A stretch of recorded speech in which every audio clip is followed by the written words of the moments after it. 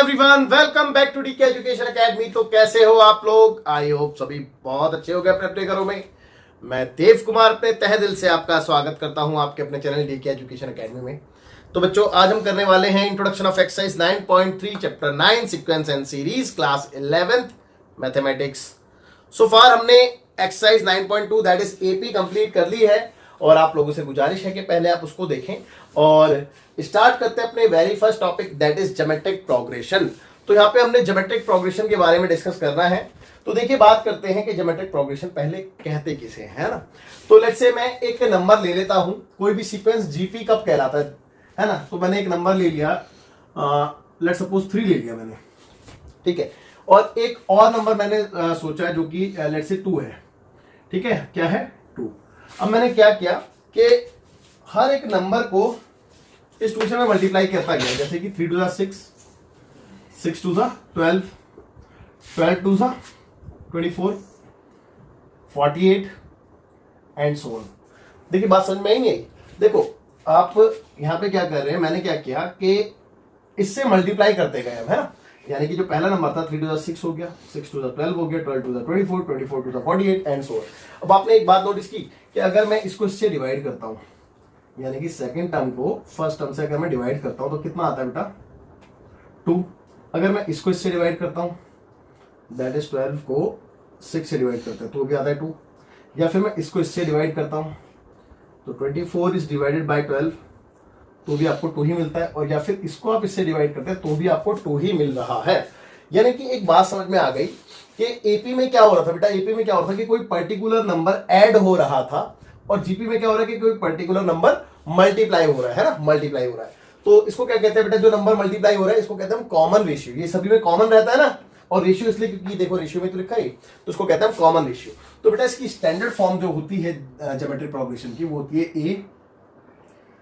A r square and so on a n, है ना। That is called last term. Okay, अब आगे की बात करते हैं। देखो, चलो मैं लिख भी देता हूं फिर यार। अगर मैं ए की बात करूं तो आप सभी जानते हैं बेटा that is called a first term, है ना। ये फर्स्ट टर्म होता है आपका। और आर फॉर कॉमन रेशियो, और इसको आप कैलकुलेट कर सकते हैं कैसे? ए के प्लस 1 अपॉन ए के, ठीक है। यानी के प्लस 1 यानी कि इससे अगला टर्म से, यानी कि नेक्स्ट टर्म से प्रीवियस टर्म को डिवाइड करता है, कहने का मतलब समझो, है ना। ओके, और के की वैल्यू यहां पे कितनी होती है बेटा? के की वैल्यू आप 1 से बड़ी कह सकते हैं ना, ठीक है। या फिर 2 से बड़ी और 2 के इक्वल कह सकते हो। देखो चेक कर लो, अगर मैं यहां पे 2 भी लेता हूं देखो बात समझना, अगर हम यहाँ पे k की वैल्यू को 1 और उसके इक्वल लेते हैं, लेट्स सपोज हमने 1 ली k की वैल्यू, तो 1 + 2 यहाँ पे सेकंड टर्म आएगा और यहाँ पे फर्स्ट टर्म आएगा, तो second term divided by first term करके k निकल सकता है। अगर हम k की वैल्यू 1 से बड़ी यानी कि 2 लेते हैं तो 2 + 1 यानी कि थर्ड टर्म, और यहाँ पे क्या आएगा? Second term. तो थर्ड टर्म को भी सेकंड टर्म से डिवाइड करके हम k निकाल सकते हैं, मतलब सॉरी r निकाल सकते हैं एंड सो ऑन। समझ में आ रही है बात बेटा? देखो, कहने का मतलब समझो, मैंने क्या बोला कि k की वैल्यू क्या होनी चाहिए? 1 या उससे बड़ी। और आप सिंपल भाषा में एक बात समझ लो कि आर आपने कैसे कैलकुलेट करना है कि नेक्स्ट टर्म में से प्रीवियस टर्म को डिवाइड कर देना है, दैट्स इट, और कुछ नहीं, ठीक है। ये तो खैर लिखने वाली बात है और कुछ नहीं। अच्छा, इसके अपार्ट ये जो एन आप देख रहे हैं इसको हम कहते हैं nth टर्म, और इसका फॉर्मूला क्या होता है वो देखेंगे बहुत ध्यान से। बिफोर दैट मैं इसको रफ कर देता हूं नीचे ना। देखते हैं। देखो बच्चों, ध्यान देंगे, ए r square and so on. भाई यही था आपके पास सीक्वेंस जो था, है ना। चेक कर लो। तो इसको क्या कहते हैं हम? इसको हम कहते हैं A1, फर्स्ट टर्म कहलाता है ये। इसको हम क्या कहते हैं बेटा? A2, यानी कि that is called a second term, third term, और यहाँ पे कहीं पे फोर्थ टर्म भी होता अगर इसके बाद लिखा होता, और लास्ट में ARn-1, इसको हम कह सकते हैं nth टर्म। आप कहोगे सर ये समझ में नहीं आया लास्ट वाला, इसको थोड़ा सा समझा दो। देखो आप ध्यान दो, जब आप जो भी टर्म आप कैलकुलेट कर रहे हो, जो भी टर्म आप लिख रहे हो, उसमें r की पावर एक कम है। यानी कि जब आपने फर्स्ट टर्म लिखा था ना तो r की पावर यहाँ पे कुछ नहीं तो 0 थी। जब आपने सेकंड टर्म लिखा तो r की पावर कुछ नहीं है तो 1 है, चेक कर लो। और जब आपने थर्ड टर्म लिखा तो r की पावर 2 हो गई। समझ में आ रही है बात। ऐसे जब आप फोर्थ टर्म लिखते तो आर क्यूब होता, फिफ्थ टर्म में आर की पावर 4 होता, एन टर्म में एन आर की पावर n-1 यानी कि 1 कम होती है। तो आपको उम्मीद करता हूं कि आपको nth टर्म का फॉर्मूला डायरेक्ट समझ में आ गया होगा, और ये तो सबके साथ कॉमन ही रहता है ना। तो nth टर्म का फॉर्मूला क्या बना बेटा, a r raise to the power n-1। यहां तक आप लोगों को कोई डाउट है तो आप बता सकते हैं, बाकी होना नहीं चाहिए, बिल्कुल सिंपल चीज थी ये। ओके तो इतनी चीजें आप नोट कर लीजिए अच्छे से, और आगे चलते हैं, बाकी देखेंगे, आगे देखेंगे। तो बच्चों यहां तक तो आपको कोई डाउट नहीं रहा होगा, है ना। इसके बाद आगे देखते हैं, आगे सम की बात करते हैं, जीपी के सम की। अगर आपसे सम मांगता है तो सम को हम डिनोट करते हैं एस ऑफ एन से, जिसका फॉर्मूला होता है बेटा a within bracket r raise to the power n-1 upon r-1, ये फॉर्मूला होता है, ठीक है। और यहाँ पे कंडीशन होती है where r is greater than 1, भाई r की वैल्यू यहाँ पे 1 से बड़ी होती है ना। ओके और एक और फॉर्मूला हो सकता है, अगर r की वैल्यू 1 से छोटी होगी तो क्या हो सकता है बेटा, 1 minus r raise to the power n upon 1 minus r. और बच्चों इन दोनों ही फॉर्मूले में कोई दिक्कत वाली बात नहीं है। ऐसा नहीं है कि आप अगर r की वैल्यू 1 से छोटी और आपने याला फॉर्मूला लगा दे तो आंसर गलत आएगा, या फिर r की वैल्यू 1 से छोटी है या फिर बड़ी है और आपने याला फॉर्मूला लगा दे तो गलत आएगा। आंसर दोनों से ही आपको सेम मिलेगा, उस पर कोई इफेक्ट नहीं है। बट थोड़ा सा कैलकुलेशन पार्ट की बात आती है तो वो इजी आपको ऐसे पड़ेगा, है ना, ठीक है। अदरवाइज दोनों एक ही चीज है, बात एक ही है। ओके एक बार मैं एनसीईआरटी में देख लेता हूँ कि कुछ रहा तो नहीं है ना, और फिर हम आगे चलेंगे। जनरल टर्म मैंने आपको बता दिया, इसी को जनरल टर्म भी कहते हैं, nth टर्म को ना, तो nth term is general term, है ना। और sum to N terms of a GP मैंने आपको बता दिए, दोनों ही केस। ओके अब कुछ नहीं बचा है, अब हम एक एग्जांपल देखते हैं ना, एक एग्जांपल देखेंगे और उसमें आपको अच्छे से चीजें क्लियर होंगी बाकी। तो देखते हैं बच्चों अपना वेरी फर्स्ट एग्जांपल, जो कि पेज नंबर 187 एनसीईआरटी है। तो एग्जांपल नंबर 9 है बेटा, वेरी फर्स्ट ना, तो यहां पे देख लेते हैं। Example number 9 page number 187 NCERT. तो बच्चों इसका इंट्रो बेसिकली कुछ खास था नहीं इसके इंट्रो में, बस आपने क्योंकि अर्थमेटिक प्रोग्रेशन पढ़ रखा है तो ज्योमेट्रिक प्रोग्रेशन में कोई ऐसी दिक्कत होती है, बस थोड़ा सा ही डिफरेंस होता है, वहां पे कॉमन डिफरेंस ऐड हो रहा होता है और यहाँ पे कॉमन रेशियो मल्टीप्लाई होता है, दैट्स इट, है ना। चलिए अब एग्जाम्पल नंबर 9 की बात करते हैं। कहते हैं find the 10th and nth term of the GP, और जीपी आपको गिवन है, तो जीपी कितनी है बेटा 2 8 32, जीपी आपको दे रखे 2 8 32 and so on up to n terms is इतना। कहता है सॉरी नहीं डॉट डॉट डॉट, बस ये जीपी है। और आपसे क्या बोला था इसमें 10th और nth टर्म निकालने के लिए, तो देखो 10th टर्म आपसे मांगा है, पहली बात आपसे nth टर्म भी मांगा है, दैट्स इट, और कुछ नहीं, सिंपली ये क्वेश्चन है। अब देखें, बहुत ध्यान से देखेंगे यार, हमें क्या चाहिए, आप एटलीस्ट जीपी में इतना ध्यान रखना कि आपको दो चीजों की नीड होती है, एक a that is called a first term और एक r that is called a common ratio. आपके पास अगर ये दोनों चीजें हैं तो फिर आप कुछ भी निकाल सकते हो इजीली। देखेंगे कैसे। एक बात हो, एक की बात करें भाई, ए कितना है, ए 2 है। आर की बात करें, आर कितना है, सेकंड टर्म को फर्स्ट से डिवाइड करके आता है, तो 8 को जब मैं 2 से डिवाइड करूँ तो 4 आएगा, डायरेक्ट लिख दूं, है ना, या फिर 32 को 8 से डिवाइड करोगे तो भी 4 ही आएगा। ओके अब देखेंगे आगे, भाई आपको 10th टर्म निकालना और nth टर्म, तो पहले nth टर्म निकालते हैं, ठीक है। तो nth टर्म होता है a r raise to the power n-1, ठीक है। तो ए कितना है बेटा, ये आपका 2 है, आर की बात करें तो 4 है, n ही है -1। तो देखो बहुत ध्यान से देखेंगे, 2 ऐसे ही रहा, और इसको मैं 2 का स्क्वायर लिख सकता हूँ, है ना भाई, 4 लिखा है ना, 4 को मैं 2 का स्क्वायर लिख सकता हूँ, तो n-1, ठीक है। और अगले स्टेप में 2 इंटू पावर के ऊपर पावर इंटू होता है बेटा, है, तो इंटू करा दूं मैं, तो 2 की पावर 2n-2, है ना। अब देखो बेस इक्वल तो पावर ऐड हो जाती है, तो अगले स्टेप में पावर ऐड हो जाएंगी, यानी कि 2 की पावर 2n और -1 हो जाएगा, चेक कर लो, ठीक है, कोई दिक्कत है इसमें। ओके और अब जब आपका nth टर्म आ चुका है ना, जब आपका nth टर्म आ चुका है तो आप 10th टर्म तो डायरेक्ट ही दे सकते हो, इसमें n की जगह 10 सब्स्टिट्यूट करके, है ना। बट बिफोर दैट मैं एक बार इसका आंसर चेक कर लेता हूं, है ना, तो उसके बाद आगे चलेंगे। तो इन्होंने तो अपना आंसर बेटा इसी स्टेप में छोड़ दिया था, मतलब यहीं पे ही, इन्होंने इसके आगे नहीं किया है। बट कोई दिक्कत नहीं है, ये आंसर बिल्कुल ठीक है और हम आगे देखेंगे इसके बाद ना।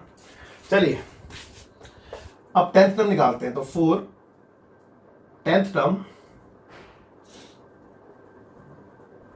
Comma we put n equal to 10, ठीक है। तो n की जगह 10 पुट कर देंगे। तो 10th टर्म तो 2 raise to the power 2 into 10 minus 1। तो बच्चे ये कितना आ गया, 2 raise to the power 20 minus 1 करेंगे तो 19। एक बार चेक कर ले कहाँ पे छोड़ा है आंसर। 10th टर्म के लिए आपका जो आंसर है, ओके बच्चों एक्चुअली एक छोटी सी मिस्टेक हो गई। मिस्टेक खैर ये हो गई कि हमने जो जीपी है वो एग्जाम्पल नंबर 10 के लिख दी है और जो क्वेश्चन था वो एग्जाम्पल नंबर 9 का हमने पढ़ दिया। तो अगर अकॉर्डिंग टू दिस जीपी और इस क्वेश्चन का अगर हम सॉल्यूशन देख रहे हैं तो ये बिल्कुल ठीक है, इसमें कोई दिक्कत नहीं है, ठीक है ना। बाकी आपको मैं दोबारा से इसको करा दूंगा, बट ये क्वेश्चन बिल्कुल ठीक है, इसमें कोई कमी नहीं है। लेकिन मिस्टेक ये हो गई कि हमने जो जीपी लिखी है यहाँ पे वो एग्जाम्पल नंबर 10 की लिख दी है गलती से, है ना। और जो कैलकुलेट करना था वो हमने अकॉर्डिंग टू एग्जाम्पल नंबर 9 में जो बोला था वो कैलकुलेट कर दिया है। तो कोई दिक्कत कोई परेशानी नहीं है, ये आंसर आपके बिल्कुल दोनों ठीक है और आप इसको नोट डाउन कर लीजिए। इसके बाद हम आगे देखते हैं, है ना। तो मैं आपको एग्जाम्पल नंबर 9 और एग्जाम्पल नंबर 10 में दोबारा से आपको हिंट दे दूंगा, ठीक है। चलिए बिफोर दैट आप वीडियो पॉज करके नोट तो जो देखते हैं। अब मैं दोबारा से आपको एग्जाम्पल नंबर 9 करा देता हूँ, ठीक है, और देखेंगे, बहुत ध्यान से देखेंगे। एक्चुअली पहले मैंने क्या कहा था, जीपी जो है वो 10th क्वेश्चन की लिखी थी, 10th एग्जाम्पल की। अब सही है, तो आपने 10th टर्म और nth टर्म निकालना था। अब मैं इसको डायरेक्ट कर रहा हूँ, हिंट दे रहा हूँ क्योंकि है। तो nth टर्म क्या होता है, a r is the power n minus 1। तो a की वैल्यू 5 है। अगर मैं r की बात करूँ तो इसको इससे डिवाइड करूँ तो वो भी 5 ही आएगा और पावर में n माइनस 1। अब बेस इक्वल तो पावर ऐड हो जाती है तो 5 की पावर ओनली n आ जाएगा, चेक कर लो। तो यही आपका nth टर्म कहलाएगा बेटा, इसमें कोई डाउट नहीं होना चाहिए। अब आपको 10th टर्म अगर निकालना है तो 10th टर्म के लिए इसमें 10 पुट कर दो बस, दैट्स इट। तो 5 की पावर 10 लिख दो और इसके आगे आप सॉल्व भी नहीं कर सकते क्योंकि 5 की पावर 10 बहुत बड़ा होता है ना। तो लेट मी चेक फर्स्ट। तो 5 की पावर n और 5 की पावर 10 बिल्कुल ठीक, यही आंसर है, ठीक है ना। अब एग्जाम्पल नंबर 10 भी यहीं पे देख लेते हैं, इतने स्पेस में आ भी जाएगा और पेज नंबर तो सेम 187 एनसीईआरटी है। ओके तो देखते हैं बेटा, देखते हैं, ध्यान से देखेंगे। विजडम ऑफ द जीपी, इस बार जीपी आपको ये दी थी जो हमने पिछली बार लिख दी थी, है ना। 2 8 32 2 8 32 dot dot dot up to n terms is इतना, यानी कह रहा है कि which term of the GP up to n terms is इतना, यानी कि आपने n की वैल्यू यहाँ पे साफ साफ क्लियरली नजर आ रहा है कि आपको n की वैल्यू कैलकुलेट करनी है, यानी कि इस जीपी का कौन सा टर्म और इतना है। इतना कितना बेटा, 131072। तो हम लेट कर लेंगे, लेट nth टर्म जो है इस जीपी का वो कितना है बेटा, 131072। लेट मी चेक, 131072, हाँ बिल्कुल ठीक है, ठीक है, कोई डाउट नहीं है क्वेश्चन में। अब देखेंगे nth टर्म क्या होता है बेटा, a r h की पावर n माइनस 1 और 131072, यहां तक कोई डाउट नहीं है ना। अब a कितना बेटा, चेक कर लो, 2 है। r कितना है, इसको इससे डिवाइड करके 4 आएगा, पावर में n माइनस 1 इक्वल टू 131072। ये 2 उधर जाके डिवाइड हो जाएगा तो यहीं से काट देते हैं। 2 6 2 5 और फिर से 2 5 और 2 3 और 2 6, फिर चेक कर लो, यही आएगा ना। इतना ही आना चाहिए, है ना। ओके अब देखते हैं बेटा, 4 raise to the power n minus 1 और यहाँ पे कितना है, 6 5 5 3 6, दैट्स इट। तो अब मेरे को n की वैल्यू निकालनी है, तो इन दैट केस में क्या कर सकता हूं भाई, या तो देखो मेरे पे एक ऑप्शन ये है कि मैं इसको 4 की पावर ढूंढ लूंगी कितना होता है, और कोई ऑप्शन नहीं है। और या फिर मैं इसको थोड़ा सा और चेंज करूं कि मैं इसको 2 की पावर 2 लिख के, क्योंकि 2 के मल्टीपल में ज्यादा इजी लगता है ना क्वेश्चन बच्चों को जनरली। तो मैं एक काम करता हूँ, 4 के उसमें ही चलता हूँ, कोई दिक्कत है नहीं इसमें। तो देखो 6 5 5 3 6 को 4 से करते हैं ना, तो 4 एकम 4, बचे कितने 2, तो 4 6 24, 4 3 12, 13 14 15 3, 4 8 32, 4 चौक 16, फिर से 4 से करते हैं, 4 चौक 16 और 4 9 36, 4 9 36 और 4 6 24। ओके है ना। और फिर से 4 से करते हैं तो 4 एकम 4 और 4 दूनी 8, 4 चौक 16। फिर से 4 से करते हैं बेटा, 4 दूनी 8 और 2 इधर गया, 4 पंजे 20, 4 छिक 24। 4 से करते हैं तो 4 छिक 24, 4 चौक 16। 4 से करते हैं 16 चौको 64 और 4 से करते हैं 4 चौक 16 और 4 से करते हैं तो एक बार में। यानी कितनी बार गया बेटा ये? 1 2 3 4 5 6 7 8, 8 टाइम्स। यानी कि 4 raise to the power n-1 equal to 4 raise to the power 8 लिख सकते हैं इसको। चेक कर लो। और जब बेस इक्वल तो power also equal, so therefore n-1 is equal to 8, तो n is equal to 9। Check कर लो भाई, 9 तो हो जाएगा n। यानी कि इसका जो नौवा टर्म है, इसका इस जीपी का जो नौवा टर्म होगा, नौवा टर्म वो कितना होगा बेटा? 1,31,072। Let me check first. बिल्कुल 9th term of the GP is this. तो उसका 9th टर्म जो होगा वो इतना होगा। आपसे ये पूछा था कि भाई इस जीपी का कौन सा टर्म इतना है, तो हमने बता दिया 9th टर्म इसका इतना है। आई एम श्योर कि आपको समझ में आ गया होगा। अब आप फटाफट से वीडियो पॉज करके नोट कीजिए, फिर तो देखते हैं एग्जांपल नंबर 11 जो कि पेज नंबर 188 एनसीईआरटी है। तो कहता है कि in a GP the third term is 24। तो किसी जीपी में थर्ड टर्म जो है वो 24 है। ओके, आगे कहता है 24 and the sixth term is 192 और इसका सिक्स्थ टर्म जो है वो 192 है। ठीक है, कहता है find the 10th term, that's it. तो आप इसका 10वां टर्म बताइए। तो 10th टर्म को हम बेसिकली कैसे लिखेंगे? 8n ऐसे करके, है ना। चलिए, कोई दिक्कत कोई परेशानी नहीं, लेकिन दिक्कत सिर्फ इतनी है, हमें पता है 10वें टर्म को हम कैसे लिखेंगे? a r raise to the power 9। यानी कि हमें दिक्कत सिर्फ और सिर्फ a और r की है, तो मतलब a और r पता होना चाहिए। तो उसके लिए हमें दो इन्फॉर्मेशन गिवन है, हम उसका यूज करना चाहेंगे यहाँ पे। अब देखिए, वी हैव a3 क्या होता है? ar²। भाई ये तो होता है ar²। हाँ सर, यही होता है, इक्वल टू 24 लिख सकता हूं। और साथ में a6 कितना होता है बच्चों? ar raise to the power 5 equal to 192। Okay, अब अगर ये कैसी लीनियर इक्वेशंस होती तो मैं इसका एलिमिनेशन मेथड या सब्स्टिट्यूशन या क्रॉस मल्टीप्लिकेशन किसी भी मेथड का यूज करके a और r निकाल देता। लेकिन इन दैट केस कैसे कैलकुलेट किया जाता है बेटा? इन दैट केस हम डिवाइड करते हैं दोनों इक्वेशंस को, है ना। तो on dividing equation number second by 1, है ना। तो सेकेंड को 1 से डिवाइड करते हैं। तो देखेंगे बेटा, ar raise to the power 5 upon ar² is equal to 192 upon 24। Check कर लो, ठीक है। अब देखो, a से a कैंसिल हो गया और यहाँ पे जब हम डिवाइड करेंगे तो r³ बचेगा। भाई बेसिक तो पावर लेस होती है, 5 में 2 गया 3 बचेगा। और यहाँ पे देखते हैं कितना कैंसिल हो रहा है। फिलहाल 2 से कैंसिल करते हैं 12 और 2 से कैंसिल किया तो 8, सॉरी 2 नहीं 18 ना, और 2 छिक 12 है। और फिर से 2 से कर देते तो 6 और 2 से किया तो 4 और 8, 6 8 48, है ना। तो 8 आ गया बेटा। तो r की वैल्यू कितनी आ गई? 2 का क्यूब लिख सकते हैं इसको, है ना। तो r इक्वल टू कितना आ गया? डायरेक्ट 2 आ गया। चेक कर लो, ठीक है, कोई डाउट नहीं है इसमें भी। अब अगर r आ गया तो इक्वेशन नंबर 1 में पुट करके a निकाल लेंगे, है ना। तो putting r is equal to 2 in equation number first,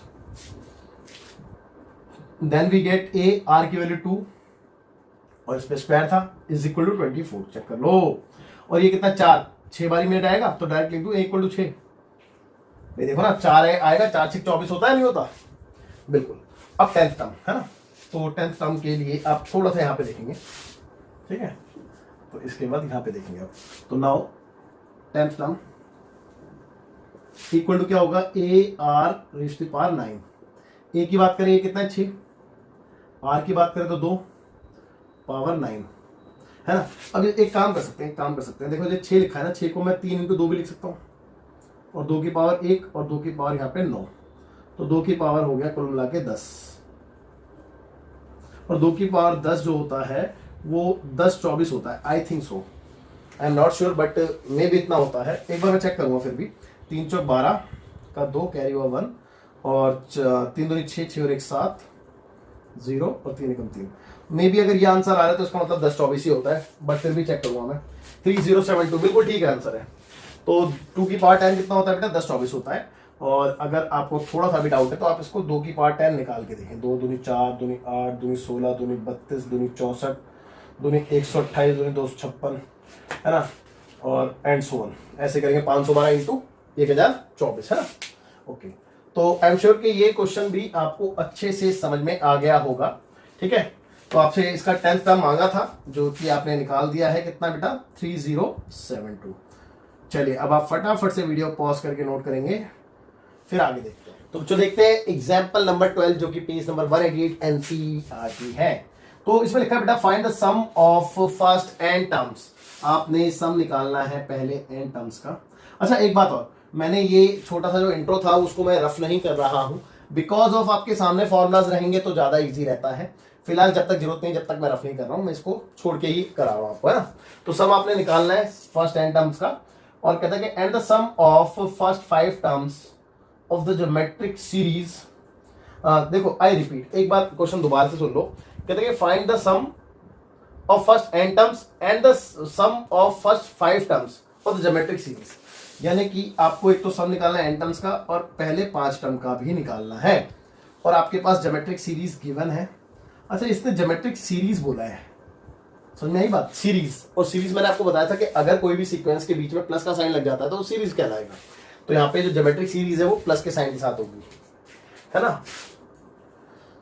तो बच्चों जो सीरीज है आपके पास जो दे रखी है वो है 1 + 2/3, 1 + 2/3, 4/9, and so on, that's it. हाँ, और ये क्या है बेटा? सीरीज है, जीपी सीरीज, ठीक है।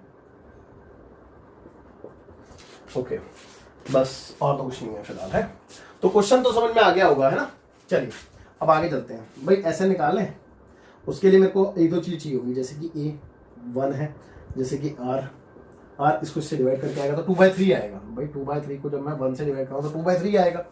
ओके चलिए, a और r तो मिल गया। तो नाउ s ऑफ n क्या होता है बेटा? 1 से छोटा है ना r, 1 से छोटा वाला फॉर्मूला लगाते हैं। 1 से छोटा वाला फॉर्मूला नीचे लिखा, चेक कर लो। a with in bracket 1 - r⁴n upon 1 - r। Okay, तो a की बात करें a 1 है, 1 - r की बात करें 2/3, और इसकी पावर n अपॉन 1 - 2/3। चेक कर लो, ठीक है। चलिए यहाँ पे आते हैं। तो बाहर 1 लिखने की तो जरूरत है नहीं, है ना। तो अंदर देखते हैं अंदर क्या आने वाला है। भाई अंदर है 1 - 2/3 की पावर n, 2/3 की पावर n, और नीचे एलसीएम ले लेते हैं। तो 3 में से 2 गया तो 1/3 बचेगा, 1/3। ओके, अब ये 3 ऊपर रहेगा इंटू में, तो क्या बचा बेटा? 1 - 2/3 की होल पावर n। मेरे हिसाब से शायद यहाँ पे ही आंसर छोड़ना चाहिए, है ना, बट फिर भी चेक कर लेता हूँ एक बार। nth टर्म जो आपको निकाला गया है इसमें वो है 3 × 1 - 2/3 की पावर 3। हाँ बिल्कुल सही है, और यही है ना, यहीं पे आंसर छोड़ रखा है। चलिए एक आंसर तो ये हो गया आपका, यानी कितने n टर्म्स का सम। अब इसने एक चीज और मांगी थी आपसे, क्या मांगा था? 5 टर्म का सम, है। तो now sum of first 5 terms comma we put n = 5, है ना। इसी में n की वैल्यू 5 पुट कर देंगे तो सम ऑफ 5 टर्म बन जाएगा बेटा। क्या है? सम ऑफ n टर्म है। जब मैं इसमें 5 पुट करूँ तो 5 टर्म का सम कहलाएगा। तो 3 × विद इन ब्रैकेट 1 - 2/3 की होल पावर 5, है ना। ओके, अब देखेंगे, बहुत ध्यान से देखेंगे। 3 1 - 2 की पावर 5। भाई 2 की पावर 5 कितना होता है? 2 दूनी 4, दूनी 8, दूनी 16, दूनी 32, 1 2 3 4 5, 32 होता है ना। और 3 की पावर 5 कितना होता है? 3 की पावर 5। तो 3 3 9, 3 27, 3 81, 3 243 शायद 81, 3 ना, 3 × 3 8 × 24, हाँ 243। ओके, तो 243 यहाँ पे आ गया। चेक कर लो, सही है, यही है ना। चलिए तो देखो ये 3 तो ऐसे रहा, 243 माइनस 32 अपॉन में 243 यही आएगा, और ये वाला इससे कट भी जाएगा 81 टाइम्स में, है ना। ओके, तो 243 ऊपर माइनस 32 करेंगे तो कितना था, 3 में से 2 गया 1, और 4 में से 3 गया 1, और 2 का 2, इन 211 अपॉन में 81। तो सम ऑफ फर्स्ट 5 टर्म्स आपका इतना आ रहा है। लेट मी चेक फर्स्ट, है ना। तो बच्चों वो 211 अपॉन में 81 बिल्कुल सही जवाब है, और उम्मीद करता हूं आपको समझ में भी आ गया होगा। अब आप फटाफट से वीडियो पॉज करके नोट करेंगे। कुछ देखते हैं एग्जांपल नंबर 13 जो कि सेम पेज 188 एनसीईआरटी है। तो देखिए क्वेश्चन में क्या लिखा है 13 एग्जांपल में, इसमें लिखा है बेटा how many terms of the GP 3,3/2, 3/4। तो आपको एक जीपी दे दी है बेटा यहाँ पे 3,3/2, 3/4 and so on, okay, are needed to give the sum 3069/512। तो मतलब कितने टर्म का हम सम करें कि इतना आ जाए। तो हम लेट कर लें बेटा एन टर्म का सम जो होगा वो 3069 अपॉन में 512 होगा। मान लें बेटा ये, हाँ जी यही क्वेश्चन है। चलिए तो एन की वैल्यू बतानी है, यानी कि कितने इस जीपी कितने टर्म का सम इतना आ जाएगा। तो हमने मान लिया एन टर्म का सम इतना आ जाएगा, है ना।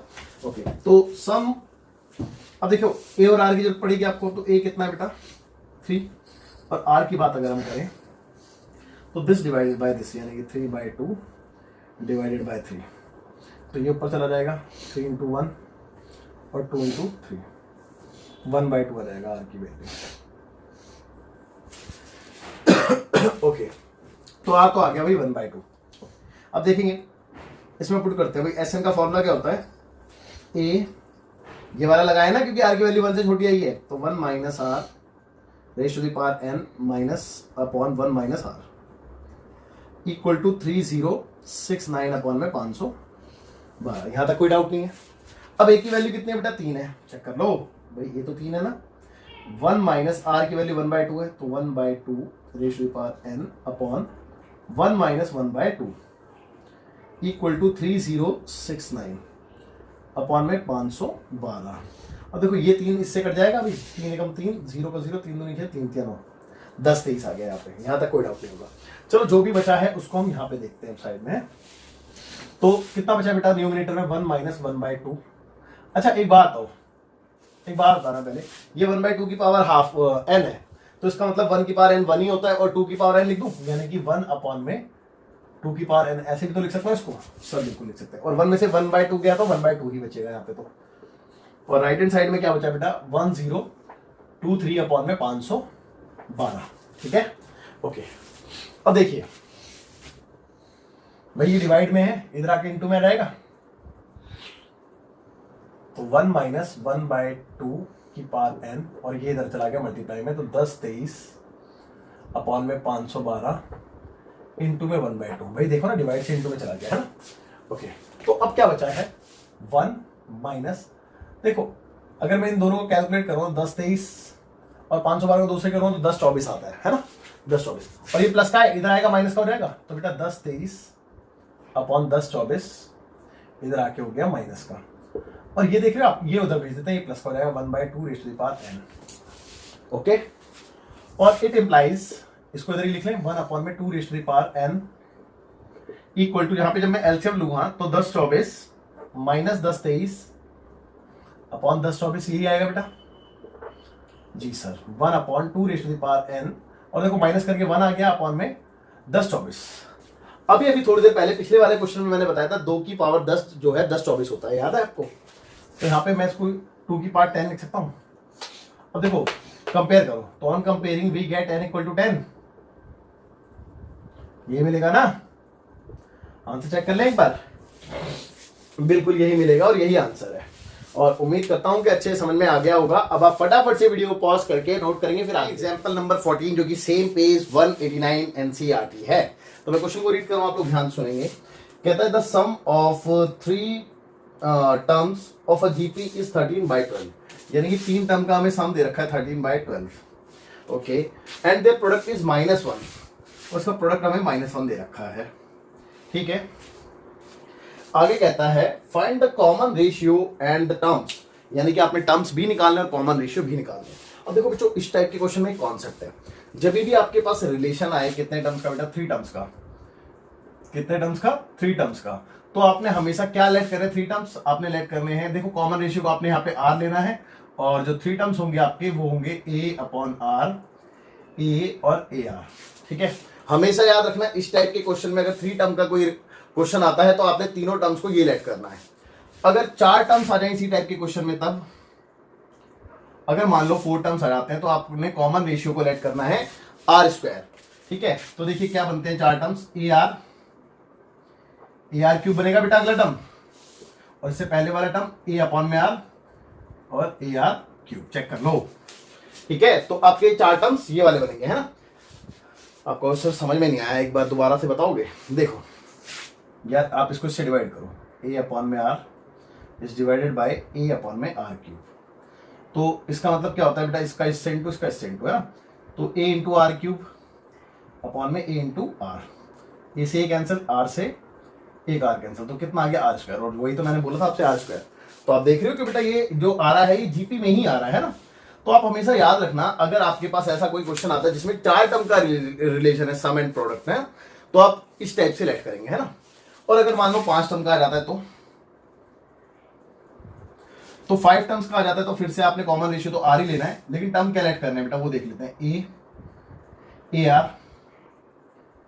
ए आर स्क्वायर, है ना, और ए अपॉन में आर 1 2 3 4 और ए अपॉन में आर स्क्वायर, चेक कर लो। ठीक है, तो आपने इस तरीके से 5 टर्म को लेट करना है। क्लियर है, उम्मीद करता हूं बात समझ में आ गई होगी। अब आप इतने पोर्शन को लेट कर लेना। ठीक है, ये क्या है बेटा, नंबर ऑफ टर्म्स है इन जीपी, है ना। और ये क्या है, कॉमन रेशियो।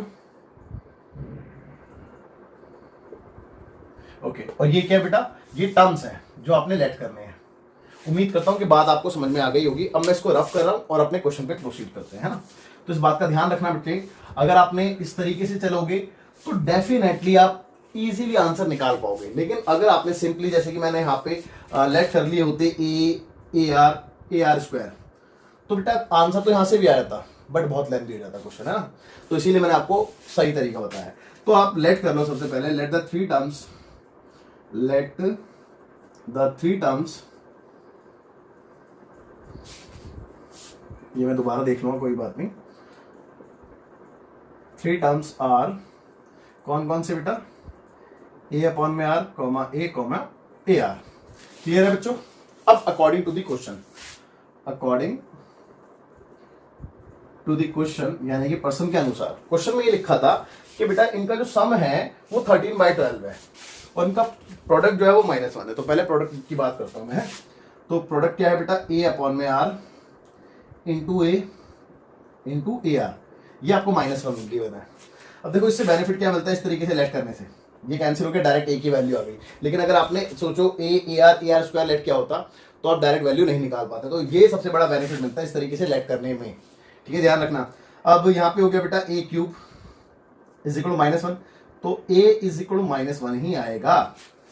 क्लियर है भाई, कोई दिक्कत। अब ए की वैल्यू तो आ गई। ऑल्सो एक चीज आपको और गिवन थी यहाँ पे, वो क्या था बेटा कि इनका जो सम है वो 13/12 है। हाँ 13/12। तो सम यानी कि ए अपॉन में आर प्लस ए प्लस में ए आर, इन तीनों टर्म का सम कितना है बेटा, 13/12। कोई डाउट है यहां तक? कोई डाउट नहीं है। अब हम क्या करेंगे बेटा, इसको सिंप्लीफाई करते हैं। ए की वैल्यू सब्स्टिट्यूट करने के बाद इसमें ए की वैल्यू सब्स्टिट्यूट कर दें। चलिए यहाँ पे देखेंगे इस तरफ। तो ए की वैल्यू सब्स्टिट्यूट कर रहा हूं बेटा, ए की वैल्यू -1, तो -1 अपॉन में आर हो जाएगा। ठीक है, और ये प्लस ए है तो -1 पुट करेंगे तो -1 हो जाएगा, और यहाँ पे ए आर है तो ये भी -r हो जाएगा, equal to 13/12। I am damn sure कि यहां तक आपको कोई डाउट नहीं रहा होगा। मैंने सिर्फ और सिर्फ इसमें ए की वैल्यू सब्स्टिट्यूट की है ना। चलिए एलसीएम ले लें बेटा, चलो एलसीएम ले लेते हैं। तो -1 -r स्क्वायर, चेक कर लो यही आएगा अपॉन में R, equal to 13/12। Cross multiply कर लें, चलिए करते हैं। तो इसका इससे और इसका इससे यानी कि 13r इक्वल टू -12 -12r और -12r स्क्वायर। देखेंगे भाई, ये उठ के इधर आ गया तो प्लस का 12r हो जाएगा, 12r स्क्वायर सॉरी, और इसको इधर लेके आए और पहले से क्या है यहाँ पे 13R है प्लस का, ये इधर आएगा तो ये भी प्लस का 12R हो जाएगा और माइनस का 12 भी इधर आके प्लस का 12 हो जाएगा, इक्वल टू में 0 रहेंगे। चेक कर लो भाई, मैं सबको इधर ले आया लेफ्ट हैंड साइड में। ओके, अब बचा क्या 12R स्क्वायर, इन दोनों को प्लस करके 25 आता है, 25 ही आता है ना आजकल, हाँ 12 24 25 प्लस में 12 इक्वल टू में 0। ओके, अब आप ध्यान से देखो तो एक क्वाड्रेटिक इक्वेशन आपके सामने है और क्वाड्रेटिक इक्वेशन के अगर आपने फैक्टर कर दिए तो आप r निकाल लोगे और r आ गया ये आपके पास पहले से, तो आप ये तीनों टर्म भी निकाल लोगे, है ना। चलिए तो r निकालते हैं यहाँ पे। मिडिल टर्म स्प्लिट 12 इंटू 12 144 से 25 लाना, चेक कर लो। तो प्लस का 25 किसके फैक्टर करके, प्लस 144 के फैक्टर करके आपने लाना है ना। तो देखेंगे, बहुत ध्यान से देखेंगे भाई 144 के फैक्टर क्या होते हैं, 16 9 का होता है, 16 इंटू 9 अगर मैं करता हूं तो 144 आएगा नहीं आएगा, देखो 3 इंटू 1 54 का 4 क्या 5 9 एकम 9 5 14, है ना। और अगर मैं दोनों को प्लस कर देता हूं तो 25 दिया जाता है, यानी कि मैं अगर प्लस की वैल्यू दोनों ले लेता हूं तो मेरा काम बन जाएगा, है ना। चलिए यहाँ पे पुट करते हैं, तो 12R स्क्वायर प्लस 16R और प्लस में 9R और प्लस का 12 एज इट इज। ओके, अब पहले दो में से कॉमन लेंगे बेटा, तो 4R कॉमन है, तो 4R कॉमन आ गया, तो 4 3 12R और प्लस में 4 4 यही बचेगा। यहां से कॉमन 3 है प्लस का, तो 3 कॉमन गया, तो 3 3 और 3 4 चेक कर लो। और अगर ये ब्रैकेट सेम आ जाए तो इट मींस कोई गलती नहीं हुई है अभी तक, है ना। चलिए इसको कॉमन ले लें ब्रैकेट को, तो ब्रैकेट कॉमन आ गया 3R प्लस 4, तो अंदर क्या रह गया 4R प्लस 3 इक्वल टू 0। अब इन दोनों का प्रोडक्ट 0 होने का मतलब क्या है, या तो ये 0 होगा या फिर ये 0 होगा। तो चलो दोनों को इक्वेट कराते हैं, 3R प्लस 4 इक्वल टू 0 और 4R प्लस 3 इक्वल टू 0। तो R की वैल्यू यहां से कितनी आ गई -4, भाई उधर जाएगा -4 अपॉन में 3, और यहां से R की वैल्यू क्या आ गई -3 अपॉन में 4। चेक कर लो, और यहां तक आपको कोई डाउट नहीं रहा होगा, है ना। अब देखो A भी आ गया, R भी आ गया, तो अब इसके आगे की कहानी बहुत ईजी हो जाती है। तो चलो रिक्वायर्ड टर्म निकालते हैं। हेंस भाई आपसे बोला क्या था क्वेश्चन में, the sum of the first three, find the common ratio and the terms निकालते हैं ना। Hence the required terms are, अब देखो जो टर्म्स आने वाले हैं बेटा वो आप खुद देखिए कि अलग अलग आएंगे, क्योंकि आर की 2 वैल्यू है ना, तो यहां पे अलग आएंगे और यहां पे अलग आएंगे, है ना। तो फर्स्ट टर्म मैं यहाँ पे ये वाली आर की वैल्यू लूंगा और यहाँ पे ये वाली लूंगा। तो फर्स्ट टर्म क्या था बेटा, फर्स्ट टर्म था आपका a अपॉन आर, चेक कर लो। a की वैल्यू -1, भाई a की वैल्यू -1, r की वैल्यू -4/3। तो बेटा एक बात तो ये 3/4 हो जाएगा, प्लस का 3/4 हो जाएगा, नहीं हो जाएगा, क्योंकि ये 3 ऊपर चला जाएगा। ओके, फर्स्ट टर्म आ गया। सेकंड टर्म आपका है a, तो a की वैल्यू -1 थी, डायरेक्ट ही आ गई, है ना। Third term equal to AR, तो a की वैल्यू -1 और r की वैल्यू -4/3। तो मेरे बच्चों दोनों को मल्टीप्लाई करके +4/3 आएगा। तो देयरफॉर जो टर्म्स आ रहे हैं वो मैं इधर लिख देता हूं एक बार, 3/4 -1 4/3। चेक कर लो, तो ये आपका एक आंसर हो गया, लेकिन एक आंसर और आने वाला है, वो यहां से आने वाला है ना, तो उसको भी देखेंगे बेटा। तो फर्स्ट टर्म भाई first term a upon r था, इक्वल टू a अपॉन में r, तो a की वैल्यू -1, r की वैल्यू यहाँ पे 3/4 है माइनस का, है ना, तो -3/4, तो 4 ऊपर चला जाएगा, तो 4/3 पॉजिटिव आएगा। चेक कर लो, है ना, जस्ट इसके उल्टे ही आएंगे डेफिनेटली ना। चलिए सेकंड टर्म देखते हैं। तो सेकंड टर्म जो है वो था a, तो बच्चों a की वैल्यू आपको डायरेक्ट दे रखे -1, है ना। थर्ड टर्म तो third term is equal to what, is equal to AR, तो a की वैल्यू -1, r की वैल्यू कितनी है -3/4। तो बच्चों दोनों को इंटू करूंगा तो प्लस का 3/4 आएगा। चेक कर लो, अब ये तीनों टर्म मैं यहाँ पे लिख दूं, देयरफॉर 4/3 पहला टर्म, -1, 3/4, दैट्स योर आंसर। तो बच्चे ये आपके टर्म्स आ गए। तो देखा आपने कितना इजीली ये क्वेश्चन सॉल्व हो गया, नहीं तो ये क्वेश्चन बहुत टेढ़ा क्वेश्चन हो जाता अगर मैंने यहाँ पे टर्म लेट कर लिए होते AR AR स्क्वायर।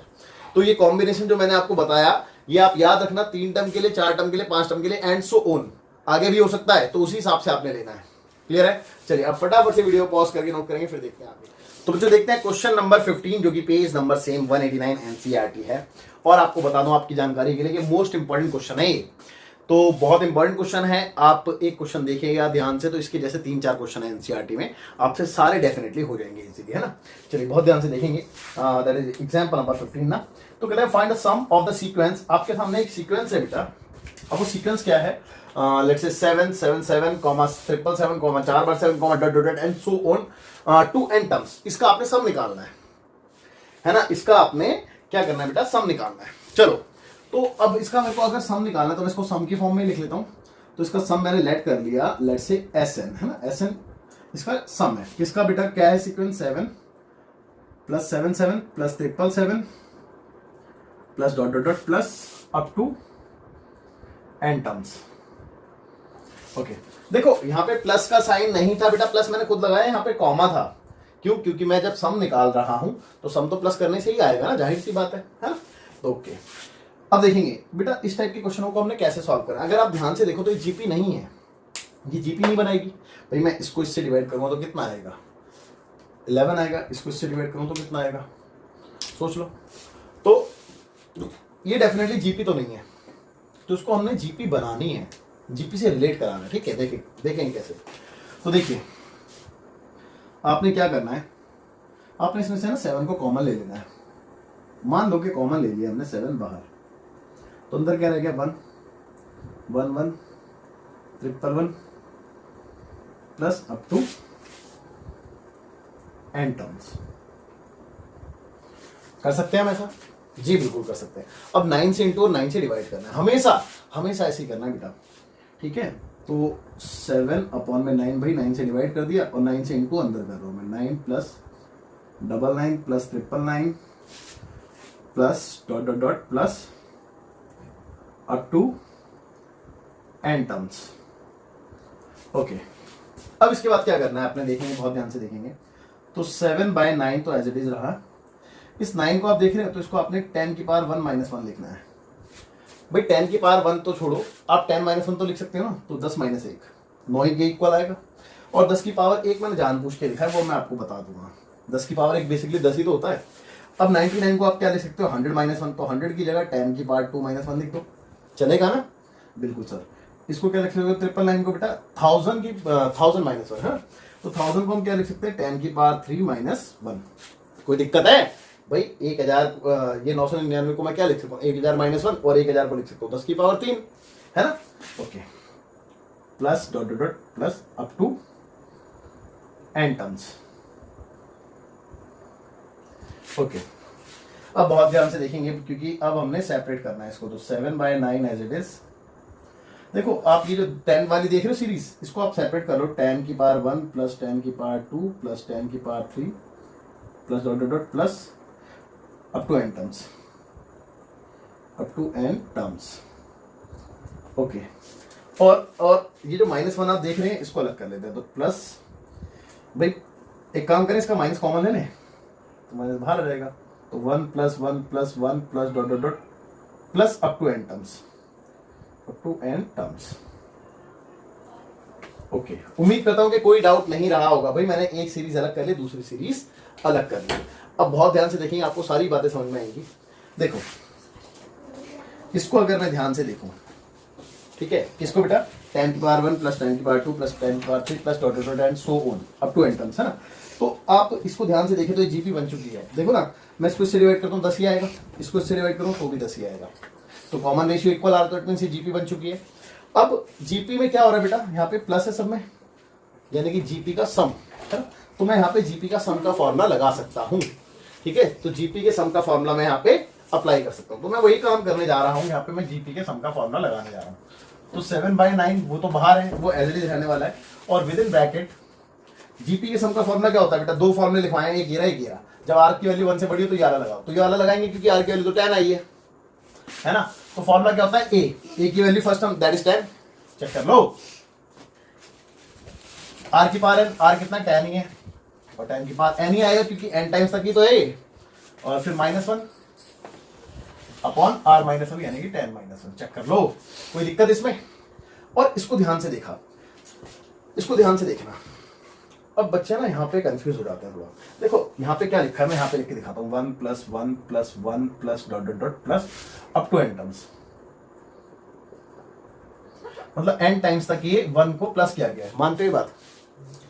ओके, अब ध्यान से देखना, अगर इसकी जगह मैं ऐसे लिखूं a + a, तो आप इसका आंसर क्या दोगे बेटा? डेफिनेटली 3a दोगे। क्यों दिया आपने 3a?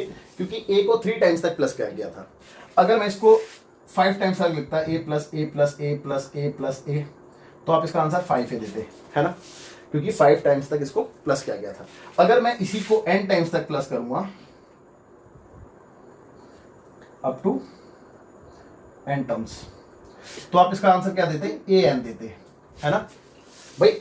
आपने 5 टाइम्स तक प्लस किया तो 5a, n टाइम्स तक प्लस किया तो na, है ना, 3 टाइम्स तक प्लस किया तो 3a। समझ गए बात को? ऐसे अगर मैंने 1 को n टाइम्स तक प्लस किया तो 1n नहीं आएगा। 1n का मतलब क्या होता है बेटा? n ही आएगा, ओनली n, है ना। तो -n लिख दूं मैं यहाँ पे। उम्मीद करता हूँ बात समझ में आ गई होगी, ये वाली बात आपको, है ना। चलिए अब इसको थोड़ा सा सिंपलेस्ट फॉर्म में लिखते हैं, that is 7/9 as it is within bracket 10 और 10⁻n - 1 अपॉन 10 - 1 क्या होता है बेटा? 9 -n ब्रैकेट क्लोज, है ना। देखो बेसिकली हो सकता है कि आंसर यहाँ पे छोड़ दिया हो एनसीईआरटी ने, या फिर हो सकता है कि इस ब्रैकेट को ओपन किया हो। तो अगर ब्रैकेट ओपन होगा तो क्या आएगा? 7 × 10 that is 70 upon 9 × 9 that is 81।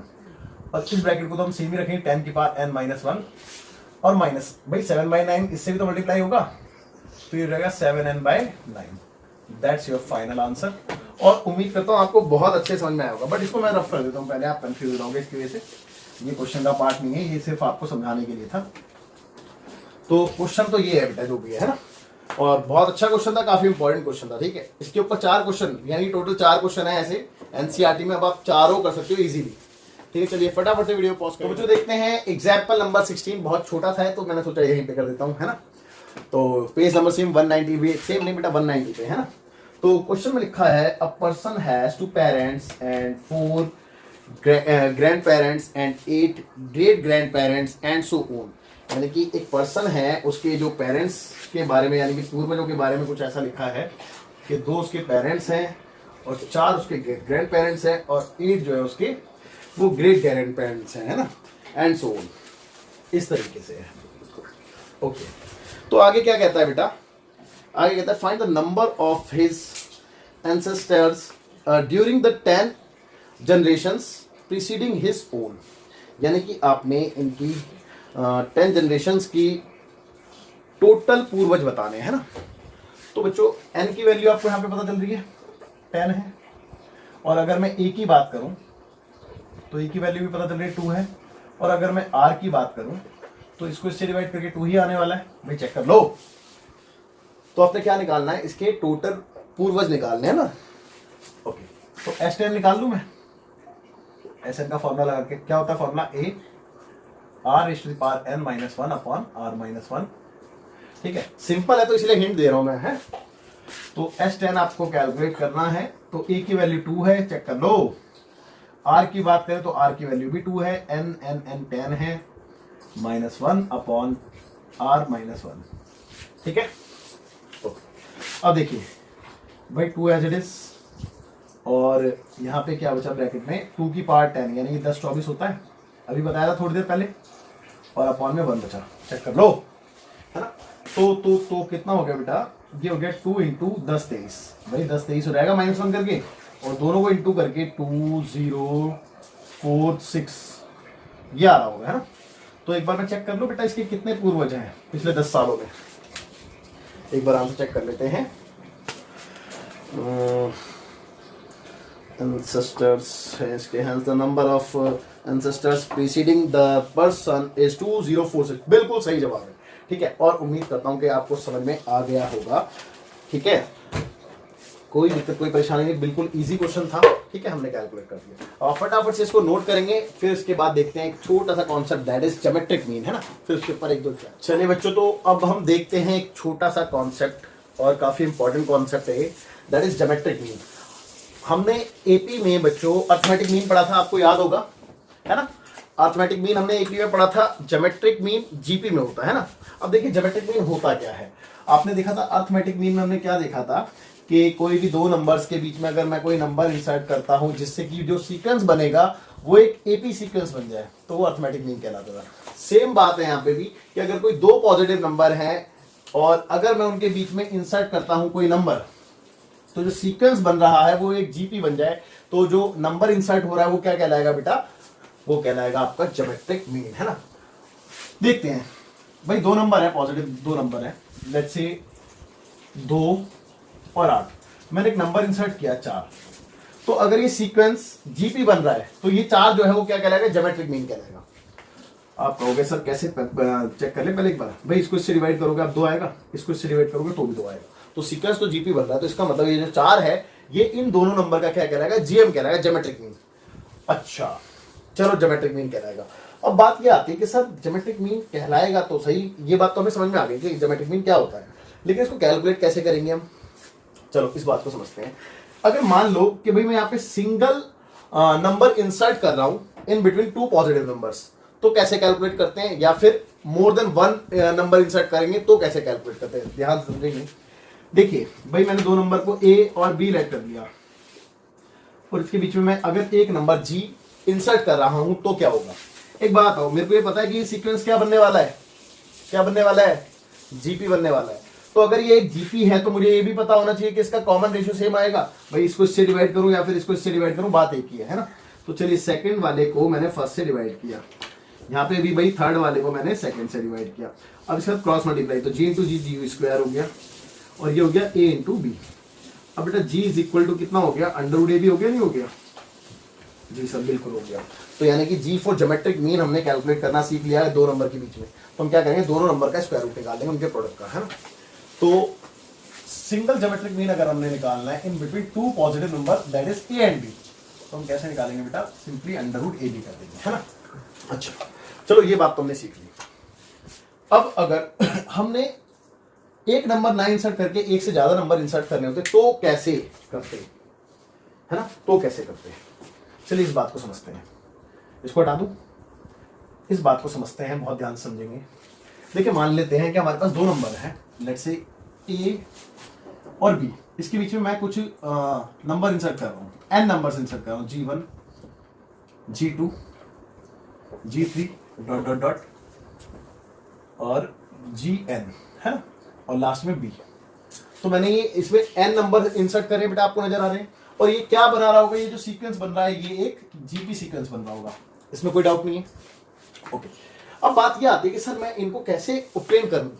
एक बात हो, अगर ये जीपी है, ध्यान सुनना मेरी बात को, अगर ये एक जीपी है तो मैं इस जीपी में कोई भी टर्म ऑब्टेन कर सकता हूं अगर मेरे पास 2 इंफॉर्मेशन है। तो पहली इंफॉर्मेशन मेरे को फर्स्ट टर्म की नीड होती है, दूसरी इंफॉर्मेशन मेरे को कॉमन रेशियो चाहिए होता है। तो मेरे को फर्स्ट टर्म तो गिवन ही है भाई, ए कोई नंबर तो होगा ना, तो गिवन ही है। जो मेरे पे मिसिंग है वो है आर, अगर मेरे को कैसे भी करके आर मिल जाए तो मेरा काम बन जाएगा। देखो आप इसका ना एल्गोरिथम देखो कि हम इसको कैसे ऑब्टेन करते हैं, आपका काम बन गया। देखिए भाई मेरे को एक ये नंबर दे रखा था, एक ये नंबर दे रखा है, तो मैं इसका यूज कर लूं, कर लेते हैं। यार एक बात हो, बहुत ध्यान से देखना भाई, यहां से लेकर के यहां तक कितने नंबर है, n नंबर है, और अगर मैं यहां से चेक करूं तो n+1 हो जाएंगे, और अगर मैं यहां तक चेक कर रहा हूं तो ये नंबर कौन से उस पे आएगा, n+2 पे आएगा, नहीं आएगा। भाई इतने नंबर जो है n नंबर्स है, इसमें एक नंबर और ऐड कर दिया तो n+1 नंबर्स हो गए, इसमें एक और ऐड कर दिया तो ये वाला कौन सा टर्म कहलाएगा, n+2 टर्म कहलाएगा। तो एक बात हो, मैं इसको क्या कहूंगा, n+2 टर्म कहूंगा। और n+2 टर्म को कैलकुलेट कैसे किया जाता है जीपी में, आपने तो सीख लिया ना, AR⁻n-1। तो इसमें से मैं एक कम करूं तो n+1 बचेगा, नहीं बचेगा, चेक कर लो भाई। जितना भी होता है उससे एक पावर कमी तो आती है।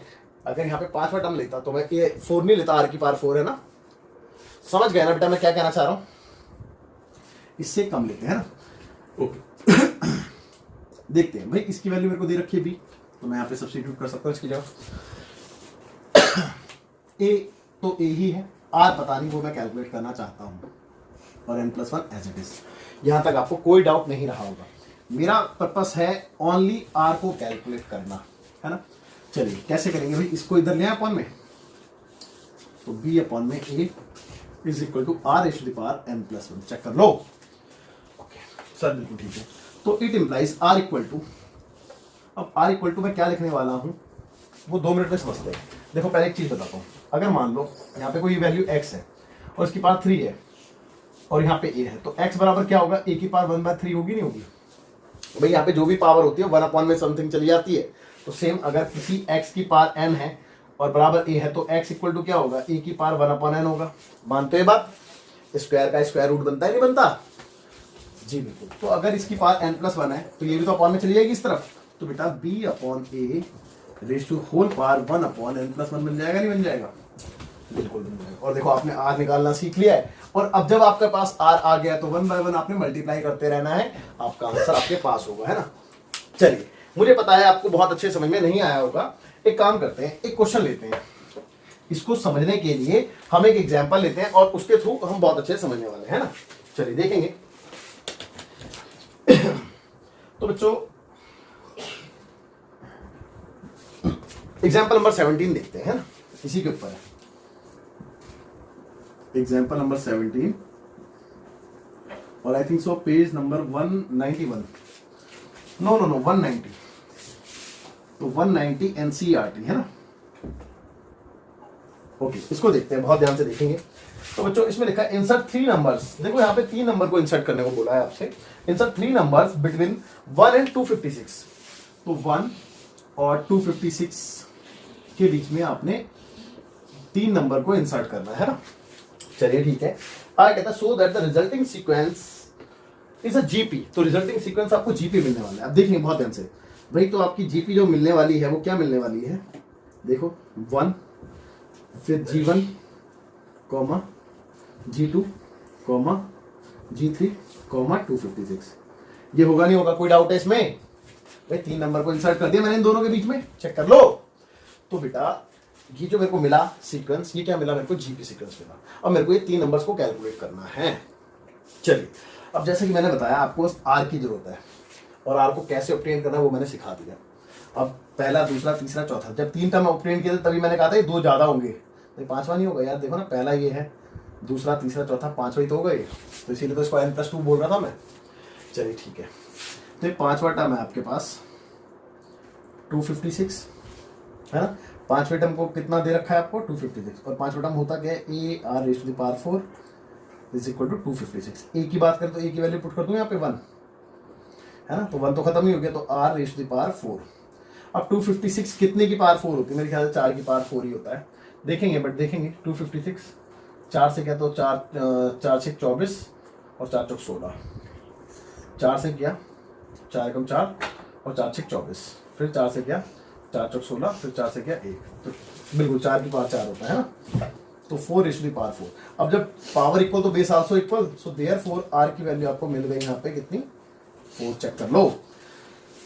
और अगर आप चाहते, अगर आपको ये फॉर्मूला याद हो सकता है तो आप आर की वैल्यू यहाँ से भी निकाल सकते हैं डायरेक्ट, ठीक है। लेकिन कैसे निकालते हैं डायरेक्ट वो भी देख लो, मैं यहाँ पे निकाल के दिखाता हूँ। आर इक्वल टू आप क्या करते हैं बेटा, b/a, b ये होता है, a ये होता है, तो b/a, तो b की वैल्यू 256 अपॉन a की वैल्यू 1 और इसकी होल पावर 1/n+1, तो n की वैल्यू कितनी है, n 3 है, 3+1 ये लिखते हैं। तो बेटा r इक्वल टू कितना आ रहा है, देखो चेक करो, 256 की होल पावर 1/4 आता है ना। तो r इक्वल टू भाई 256 4 की पावर 4 लिखता मैं और 1/4 एज इट इज, तो बेटा पावर के ऊपर पावर इंटू होता है, तो 4 की पावर 4 इंटू 1/4 हो जाता है, तो ये कैंसिल हो जाता है, तो r की वैल्यू आपको 4 ही मिलती है ना। लेकिन मेरे हिसाब से ये बेस्ट है ना, ये बेस्ट है, आप कभी भूलोगे भी नहीं। अगर आपको फॉर्मूला याद नहीं दिया तो चलेगा, तो इससे ना करें, आप इससे ही करें जैसे मैंने आपको बताया है। अब जब मेरा आर आ गया तो यार ये नंबर निकालना मेरे लिए कोई बड़ी बात नहीं है। देखेंगे कैसे भाई, पहले G1 निकाल दूं। G1 कैसे आएगा भाई, दूसरा टर्म है, दूसरा टर्म क्या होता है, AR होता है नहीं होता सर, बिल्कुल होता है AR। तो A कितना है भाई, A कितना है, A 1 है और R 4 है, तो 1 × 4 कर देता हूँ डायरेक्टली, तो 4 आ गया। G2 वैसे तो AR² होता है ना। भाई G2 कौन सा टर्म है पहले देख लो, तीसरा टर्म है ना, तो AR², हाँ तीसरा टर्म AR²। लेकिन आप चाहो तो इसको इसमें भी मल्टीप्लाई करके निकाल सकते हो भाई। अगर मैं इस वाले में R का मल्टीप्लाई कर दूं तो वैसे भी आ जाएगा यार, है ना।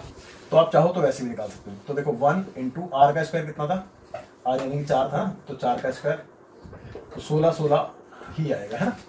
अब G3 आपका AR³ होगा, तो A की वैल्यू, R की वैल्यू 4 और इसका क्यूब यानी कि 64, 8 1 जा 64। तो ये आपके 3 नंबर आ गए हैं, है ना।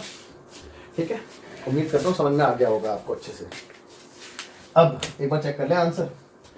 तो hence we can insert 4, 16 and 64 between 1 and 256 so that the resulting sequence are in GP। बिल्कुल सही जवाब है और उम्मीद करता हूँ आपको बहुत अच्छे से, बहुत अच्छे से समझ में आया होगा। चलिए, ये तो था बेटा यहाँ तक। आपको मैंने इसके ऊपर एक एग्जांपल बताया था, वो भी बता दिया, और इससे रिलेटेड भी एग्जांपल मैंने आपको वैसे ही बता दिया था, तो इतना आपको कंफर्म हो गया। लेकिन अभी ज्योमेट्रिक मीन का कॉन्सेप्ट खत्म नहीं हुआ है ना, रिलेशन बचा है बेटा बिटवीन AM एंड GM, है ना, तो हम वही करेंगे।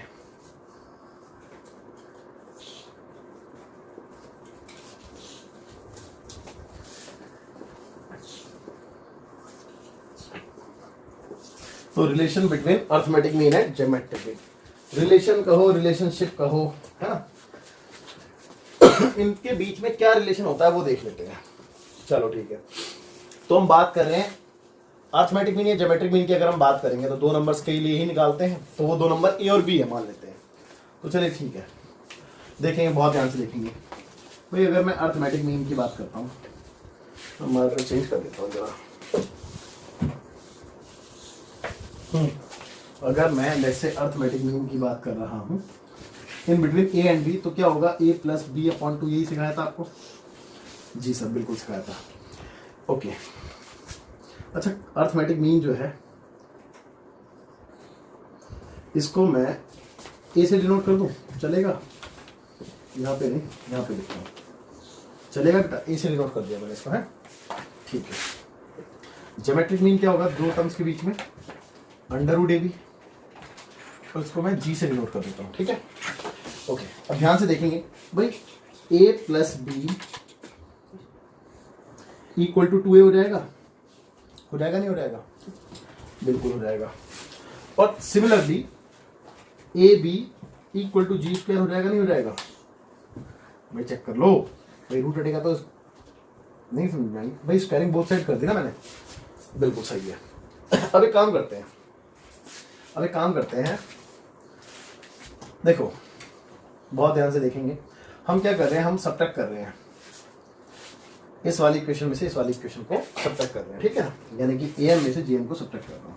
तो arithmetic mean minus geometric mean, ठीक है, इक्वल टू कितना आने वाला है, अर्थमेटिक मीन कितना है बेटा भाई, अर्थमेटिक मीन कितना था चेक कर लो, A + B/2 था, नहीं था?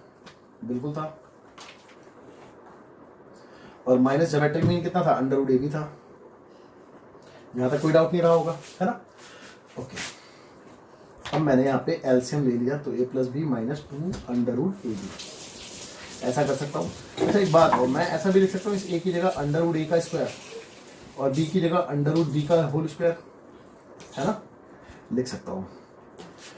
अभी वाला 2 नहीं लिखा है मैंने, 2 चलो यहाँ पे लिख देता हूँ 1/2, ठीक है बच्चों। भाई एलसीएम का 2 भी तो आएगा ये वाला, और ये माइनस का 2 √A √B। भाई मैंने क्या किया है कि इसको ब्रेक कर दिया है ना, √AB को ऐसे करके ब्रेक कर दिया, और बाहर 1/2 ऐसे डिस कर रहा है। अब आप ध्यान से देखेंगे, ध्यान से यहाँ पे आ जाते हैं, यहाँ पे, है ना। देखो लेफ्ट हैंड साइड में क्या चल रहा है बेटा, AM - GM that is geometric mean = 1/2, है ना। और देखो A² + B² - 2AB, ये तो आइडेंटिटी बन गई बेटा, A - B का होल स्क्वायर। तो मैं यहाँ पे A - B का होल स्क्वायर लिख दूँ, तो A की वैल्यू क्या है, √A, - B की वैल्यू क्या है, √B, इसका होल स्क्वायर चेक कर लो। यहाँ तक भी आपको कोई डाउट नहीं रहा होगा, ठीक है। ओके, अब देखते हैं, देखो AM - GM = बहुत ध्यान समझेंगे।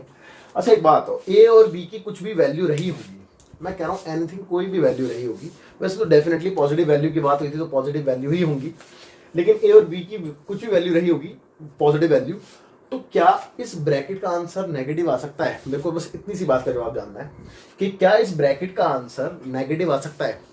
कभी नहीं आ सकता। क्यों? क्योंकि बेटा होल पे स्क्वायर है, अगर अंदर नेगेटिव आ भी रहा होगा तो होल स्क्वायर उसको पॉजिटिव बना देगा। और फिर इस 2 से डिवाइड करूँ तो भी पॉजिटिव ही रहने वाला है। तो इसका मतलब राइट हैंड साइड कभी नेगेटिव आ ही नहीं सकती, है ना। और अगर राइट हैंड साइड नेगेटिव नहीं आ सकती तो इसका मतलब ये हुआ कि ये जो टर्म है ये या तो 0 रही होगी, है ना, या फिर उससे बड़ी रही होगी। तो मैं ऐसे लिख दूं बेटा ग्रेटर देन इक्वल टू 0, कोई दिक्कत, लिख सकता हूं ना। तो इसका मतलब मैं ऐसे भी लिख सकता हूं कि AM is greater than equal to GM। तो यहां से ये कंक्लूजन निकल के आया कि जो अर्थमेटिक मीन है वो हमेशा ज्योमेट्रिक मीन के बराबर रहता है या फिर उससे बड़ा रहता है ना। तो बराबर एक ही शर्त पे रह सकता है, जब A और B की वैल्यू सेम आ जाए तभी बराबर होगा, अदरवाइज ये बराबर नहीं हो सकता, ठीक है। और बड़ा हमेशा होगा, है ना। तो उम्मीद करता हूं आपको ये कॉन्सेप्ट भी अच्छे से समझ में आ गया होगा, है ना।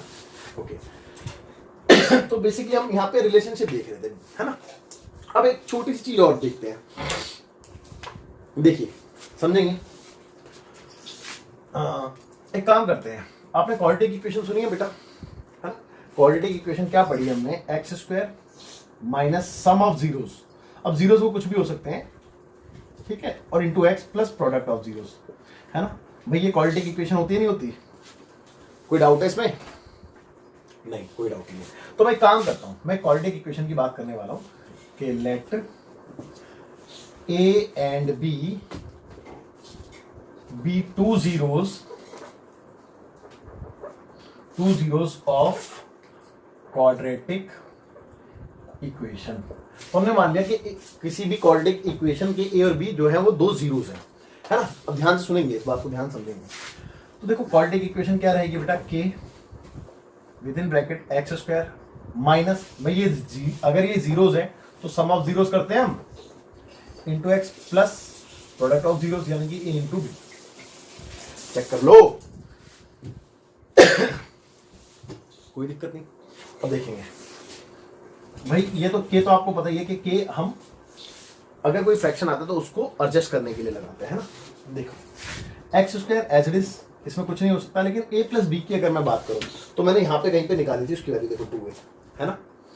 और A यहाँ पे क्या, where A is arithmetic mean, यहाँ पे A फॉर अर्थमेटिक मीन था, तो क्या मैं A प्लस B की जगह 2A लिख सकता हूँ, लिख दो, और इंटू में x है तो 2ax। सेम AB की बात करूं तो AB की वैल्यू भी मैंने g² कैलकुलेट कर रखी थी, है ना। तो वो मैंने इसी के लिए करी थी बेटा, तो यहाँ पे g² आ जाएगा। तो आपने ऑब्जर्व किया बेटा एक चीज, देखो मैं बताता हूं आपको, अगर आपको अर्थमेटिक मीन और ज्योमेट्रिक मीन डायरेक्ट गिवन है, आप मेरी बात ध्यान सुनना, अगर आपको अर्थमेटिक मीन और ज्योमेट्रिक मीन डायरेक्ट गिवन है और आपसे क्या बोले कि A और B यानी कि वो दो नंबर कैलकुलेट करो, तो आप उन दो नंबर को बाय क्वाड्रेटिक इक्वेशन भी सॉल्व कर सकते हो। अब क्वाड्रेटिक इक्वेशन को सॉल्व करने के बहुत सारे तरीके हमने पढ़ रखे हैं 10th क्लास में भी। कौन कौन सा तरीका बेटा, एक तो फैक्टराइजेशन मेथड जिसे हम मिडिल टर्म स्प्लिट भी कहते हैं, वो बहुत फेमस है। उसके बाद सेकंड हमने कंप्लीटिंग द स्क्वायर, जिसको हम परफेक्ट स्क्वायर मेथड भी कहते हैं। और तीसरा क्वाड्रेटिक फॉर्मूला, है ना, हमने ये सारी चीजें पढ़ रखी हैं। तो हम कहने का मतलब ये है कि हम वो दो number that is A and B easily calculate कर सकते हैं अगर इन दोनों नंबर का हमें अर्थमेटिक मीन और ज्योमेट्रिक मीन गिवन हो, है ना। मैं इस इक्वेशन को सॉल्व कर दूंगा, मेरा आंसर आ जाएगा। चलो एक बार सॉल्व करके देखते हैं कि एक्चुअल में जो आने वाला है that is A and B यानी कि जीरोस, वो किस फॉर्म में आता है ना, करें देखेंगे। चलिए भाई पहले क्या निकालते हैं हम, D निकालते हैं, B² माइनस 4AC फॉर्मूले से, तो यहीं पे निकाल देता हूं। B की बात करें, B की वैल्यू कितनी है बेटा, माइनस का 2A माइनस 4AC, तो 4A, A की वैल्यू 1, C की वैल्यू G², है ना। तो कितना आ गया बेटा, माइनस का स्क्वायर प्लस 2 का 4, A का A² माइनस 4G², चेक कर लो, है ना। तो यहां तक आपको कोई डाउट नहीं है, ये तो आपकी D की वैल्यू आ गई। अब देखते हैं आगे। नाउ x इक्वल टू क्या होता है बेटा, minus B plus minus √D upon 2A। भाई यही फॉर्मूला सीखा है ना आप लोगों ने। तो B की वैल्यू कितनी है बेटा, B की वैल्यू माइनस 2A है, तो ये भी माइनस है तो प्लस का 2A लिख दें, प्लस माइनस √D। अब D की वैल्यू ये है, इसमें से भी मैं 4 को कॉमन लेता हूं, तो अंदर क्या आएगा, A² माइनस G² आएगा, है ना, ऐसे करके। अपॉन में 2 इंटू A की वैल्यू 1 थी, भाई A की वैल्यू कुछ नहीं तो 1 है ना। ओके अब देखेंगे बहुत ध्यान से, भाई ये तो 2A रहा, ये प्लस माइनस रहा, और 4 का 2 बाहर आ गया, ये 4 का 2 बाहर आ जाएगा, तो अंदर क्या रह जाएगा, A² माइनस G² यानी कि A plus B minus B, तो A प्लस G और a माइनस जी लिख सकते हैं इसको, है ना, बिल्कुल, अपॉन में 2। भाई एक काम करें, 2 को कॉमन लेके 2 से काट दें तो क्या रह गया, a plus minus under root a plus G और a माइनस जी अपॉन में तो कुछ बचा ही नहीं है, बस ये आ गया। तो ये बेटा क्या आया, ये आपके a और b की वैल्यू आ गई है, चेक करो कौन से a और b की वैल्यू, जो जीरोस है आपके, जीरोस की वैल्यू। तो a की वैल्यू a प्लस ले लो और फिर b की वैल्यू a माइनस ले लो। और आप यकीन नहीं मानोगे, ऐसा एक क्वेश्चन एनसीईआरटी में गिवन था जिसमें a और b निकालना नहीं था, प्रूफ करना था। मैं आपको दिखाता हूँ, example number 20, sorry question number 29 exercise 9.3 का अगर आप देख रहे हैं तो उसमें यही काम करना था कि इफ ए और जी जो थे वो अर्थमेटिक मीन और ज्योमेट्रिक मीन थे। भाई मैंने यही बोला था कि ए और जी को मैं अर्थमेटिक मीन और ज्योमेट्रिक मीन मानना हूं। तो इसमें बोला था respectively between two positive numbers prove that the numbers are this. तो नंबर्स को यही प्रूव करना था। और देखिए आपका इस कॉन्सेप्ट के साथ क्वेश्चन नंबर 29 भी एक तरीके से कंप्लीट हो गया। और उम्मीद करता हूं आपको बहुत अच्छे से कॉन्सेप्ट भी समझ में आ गया होगा। ठीक है, अब आप फटाफट से वीडियो पॉज करके नोट करेंगे, फिर हम आगे। तो बच्चों देखते हैं एग्जाम्पल नंबर 18 जो कि पेज नंबर 191 एनसीईआरटी है। तो देखेंगे बेटा, बहुत ध्यान से देखेंगे। कहता है कि if am and gm of two positive numbers a and b। भाई आपको दो positive numbers a and b दे रखे हैं और उसमें आपको अर्थमेटिक मीन और ज्योमेट्रिक मीन गिवन है, दैट इज 10 एंड 8 रिस्पेक्टिवली। तो कहने का मतलब ये है कि अर्थमेटिक मीन जो है वो आपको 10 दे दिया है और जो ज्योमेट्रिक मीन है वो आपको 8 गिवन है। और एक इसके बीच का बेटा दो positive numbers a and b के बीच का है ना। ओके, कहता है कि फाइंड द नंबर्स। तो नंबर्स निकालिए। कितना इजी क्वेश्चन है यार ये। आप चाहो तो अभी मैंने आपको कॉन्सेप्ट कराया है क्वाड्रेटिक का, आप उससे भी कर सकते हो और आप डायरेक्ट करना चाहो तो डायरेक्ट भी कर सकते हो। ठीक है, तो चलो हम एक काम करते हैं, क्वाड्रेटिक के कॉन्सेप्ट से ही करते हैं इसको, है। तो अर्थमेटिक मीन की अगर मैं बात कर रहा हूं तो अर्थमेटिक मीन a और b के बीच का है बेटा। देखेंगे कितना है, 10। फॉर्मूला क्या होता है, a प्लस बी अपॉन में 2 इक्वल टू 10। तो a plus B equal to कितना हो गया, 20 हो गया। चेक कर लो। सिमिलरली जीएम की बात करें तो ज्योमेट्रिक मीन इक्वल टू है 8। तो ज्योमेट्रिक मीन का फॉर्मूला होता है under root A B equal to 8। तो बेटा ए बी इक्वल टू 64 हो गया। भाई स्क्वायरिंग कर दी बोथ साइड, है ना। तो चलो इसका हम यूज करेंगे अब आगे। ओके, कैसे यूज करते हैं देखेंगे। देखो क्वाड्रेटिक इक्वेशन मैं लिखने जा रहा हूं जिसके रूट्स क्या हैं बेटा, ए एंड बी, वो दो नंबर है ना। तो let the quadratic equation whose roots are या जीरोस आर, है ना, ए एंड बी, है ना, ए एंड बी। ठीक है, तो क्या होगी बेटा क्वाड्रेटिक इक्वेशन, के एक्स स्क्वायर माइनस सम यानी कि A plus B into x plus product यानी कि ए इंटू बी, है ना। क्लियर है बच्चों। तो के है, x square as it is, sum की जगह मैं क्या लिख सकता हूं 20। भाई 20 लिख सकता हूं, नहीं लिख सकता 20x, और प्रोडक्ट की जगह मैं 64 लिख सकता हूं। चेक कर लो, है ना। ओके चलिए ठीक है, अब इसके फैक्टर कर दें। के की वैल्यू तो यहाँ पे 1 ही हो गई है क्योंकि एडजस्ट करने के लिए कुछ है ही नहीं, है ना। तो चलो इसके फैक्टर करते हैं। भाई माइनस के 20 को ब्रेक करके 64 को ब्रेक करके मतलब -20 डालना है ना। ओके, तो 16 और 4 से हो जाता है काम मेरा। 16 चौको 64 और 16 4 20, तो दोनों में माइनस ले लो तो काम बन जाएगा बिल्कुल। तो देखो इसके फैक्टर क्या बन रहे हैं बेटा, x माइनस 16, है ना, और x माइनस 4। अच्छा हाँ, एक चीज और, ये क्वाड्रेटिक इक्वेशन है बेटा। इक्वेशन है तो राइट हैंड साइड में 0 होगा ना। ठीक है, क्योंकि ये क्या है बेटा, इक्वेशन है, तो इक्वल टू 0, है ना। ओके, तो अब इन दोनों का प्रोडक्ट 0 है तो इट मींस या तो ये 0 रहा होगा या फिर ये 0 रहा होगा, है ना। तो देखेंगे बेटा x माइनस 16 इक्वल टू 0 और x माइनस 4 इक्वल टू 0। तो x की वैल्यू यहां से कितनी आ गई बेटा 16 और x की वैल्यू यहां से कितनी आ गई 4। और बेसिकली ये जो x की वैल्यू है ये क्या है बेटा, ये आपके लिए जीरोस है और जीरोस को आपने क्या लेट कर रखा है, a एंड b। तो इट मींस ये a और b की वैल्यू है ना। तो hence we can say a equal to 16 और एंड b इक्वल टू 4, है ना। तो दो नंबर्स आपके ये ऑब्टेन हुए हैं। अब एक बार पहले आंसर चेक कर लेते हैं और बिल्कुल 16 4 या 4 16 बात एक ही है ना। क्योंकि पहले इसको ये मानो या इसको ये मानो या इसको भी मानो या फिर इसको भी मानो, वो बातें करने हो जाती है। चलिए, उम्मीद करता हूं आपको बात समझ में आ गई होगी। और इस एग्जाम्पल के साथ आपका जो इंट्रो है एक्सरसाइज 9.3 का वो खत्म हो जाता है और अभी समय हो चुका है आपसे अलविदा कहने का। सो बाय बाय, टेक केयर, जय हिंद।